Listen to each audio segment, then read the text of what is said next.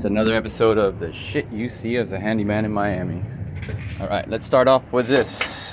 The last person who serviced this washing machine was in 2019. They went ahead and put a wrong screw in the screw hole, broke it, so they decided to drill a new hole and put a different screw.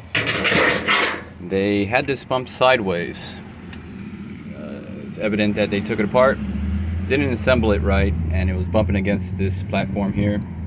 It was not properly attached to the platform. It was missing a screw, missing a piece that reinforced it to the platform. The rubber was worn out. I had to rig all that properly. It still has some play, but it's an improvement. Another thing is I found a rag sitting right here. Filthy, nasty rag placed right under it. And when I removed it, I realized why the rag was there. If you look in here, you can see corrosion, rusts, all that buildup from water dripping down here. When you look under, you see the terrible patch job of epoxy. In this case, it's a mix of JB Weld with some other epoxy or putty that they may probably use in pool cracks. You can see the drum is cracked right here. You see the hairline crack occurring. There's other hairline cracks in other locations, and so they did a terrible patch job and went ahead and left a rag there to absorb the small leak that was still occurring, and returned it back to their client,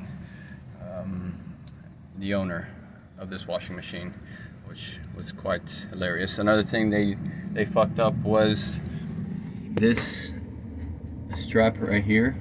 Actually, I placed that one there. The one previously was somewhere, I don't know where it's at right now, but yes, of course, it's in my pocket. This wasn't even on. It was not holding that rubber hose at all. It was loose.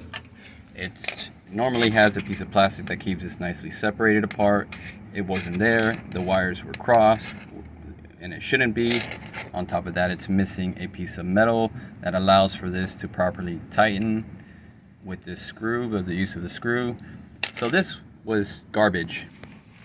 They had just sleeved the rubber on there thinking it was going to hold or something. I don't know, but there was a little bit of epoxy here on the side also holding the rubber in place, which is the dumbest shit ever.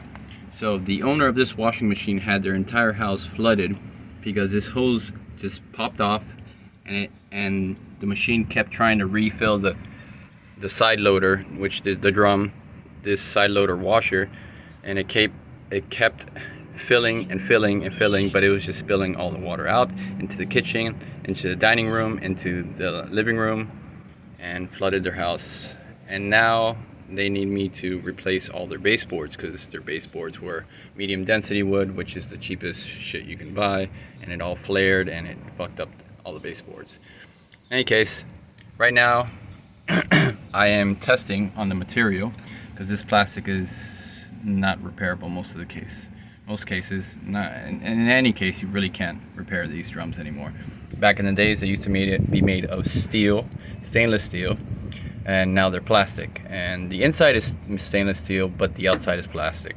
So what do you think occurs when you leave a coin, a pencil, a screw, anything in your pocket while you're washing? It comes loose, it gets lodged between the inside steel drum and the outside plastic. As it's agitating, moving left and right, you get that object in between the two drums, and it lodges in there, it forces, and which one do you think is going to crack first? Obviously the shitty plastic. And that's probably what occurred, but in this case I think it was something else. Here you have a side loader washer.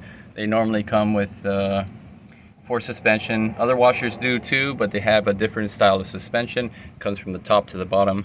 These side loaders come with force suspensions at the lower half. You see one in the front, one in the back, one in the front, one in the back. And when you take this side loader and you lay it on its side, or maybe put it upside down, the drum actually shifts to the top or to the side, and these shocks fall out because it's a shitty, cheap system set up, cheap shock. It should not fall out. It should have some kind of locking mechanism there that keeps it all in place no matter what position this damn washer is laid in during transportation. So my guess is they laid on inside, it fell out the shock, and all the weight of the drum fell and cracked right here during transportation possibly. And that's their terrible JV weld epoxy patching job that did not work. So right here, I went ahead and I scratched it with some sandpaper, applied an 100% acrylic material, which is like flexible, rubberized. So I sanded it down to give it a rough texture for something for this acrylic to attach to.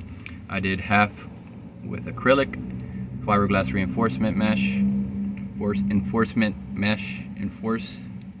fiberglass reinforced mesh, another layer of acrylic, 100% acrylic, and this one's just acrylic. So tomorrow I'm going to go ahead and pass another layer of acrylic, 100% acrylic over this, and it's basically almost like paint, but it's a tougher material used for roofing. So we'll see how it holds. I'm curious to see in a few days to see if I can scrape or peel this side off, and then see how much stronger this side is when I go to try to scrape or peel it off. And that will help me decide how I will approach this terrible condition down here. I'm definitely gonna have to clean off all that shitty patch job they did down here. So you know, these drums, anything plastic nowadays are not easy to repair. Anything that's metal is easy to repair. Let it be aluminum, stainless steel, steel. I personally have always shown a dislike for everything that is plastic. It is not an improvement at all.